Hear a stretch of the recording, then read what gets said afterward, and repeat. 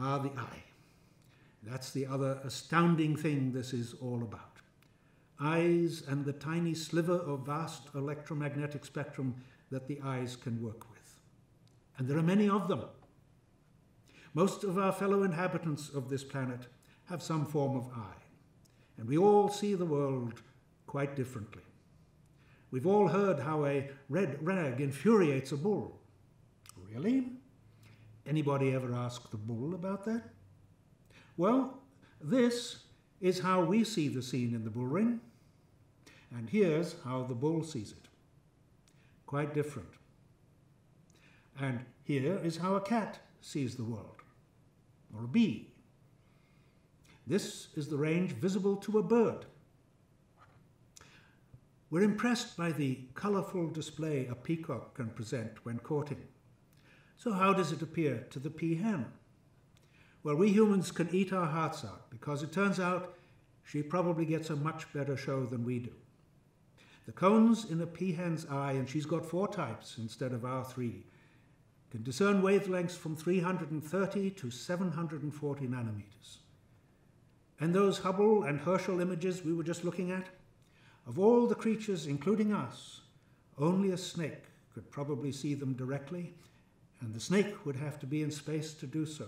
That's because the snake sees very deep into the infrared portion of the spectrum, and our atmosphere interferes too badly for the snake to see through it. The Herschel telescope, in orbit some 950,000 miles in space, far beyond the moon, is designed to see deep into the infrared, an area that would appear completely black to our unaided vision. It was named after the astronomer Sir William Herschel, who discovered infrared. He was also a photography pioneer and gave us the photographic terms positive and negative.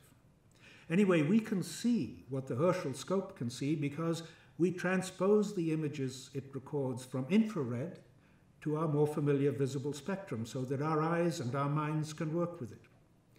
These Herschel images show us the birth of stars. Our solar system, our planet, was created just this way out of what's called space dust, though I prefer the term stardust. Everything was made from stardust. And if at the time of the Garden of Eden the atmosphere was not so opaque, that snake may have been able to look up at the stars and back through space-time and actually observe the birth of the universe, while Adam and Eve could not. The transfer of energy from one wavelength to another happens in nature, by the way. Among the actinic or photochemical reactions that occur is fluorescence, where light energy is absorbed and then re-emitted at a longer wavelength. The famous brighter-than-white laundry detergent ad is referring to the fact that optical brighteners or fluors have been added to your clothes. Day-glow colors work this way. It's called the Stokes shift, after the discovery of the phenomenon of fluorescence, Sir George Stokes, a contemporary of James Clerk Maxwell and Lord Kelvin.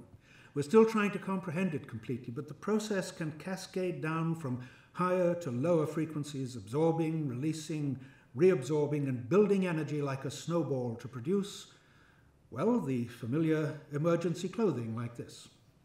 It may be a while since some of us looked at this, so we'll very briefly review some of how the eye does the wonderful job of enabling us to experience color. Note I didn't say see color, because there's none to see. So in this view of an eye, we can see that light travels into the eye via the lens and is focused into the retina.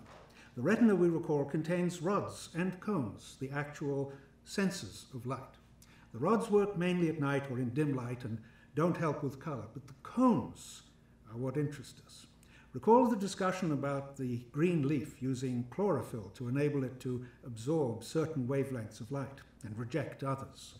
Well, the cones in our eyes contain pigments that do the same thing.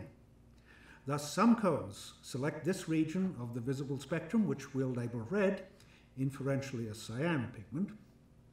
Others, the green, inferentially a magenta pigment, and still others the blue, inferentially a yellow pigment.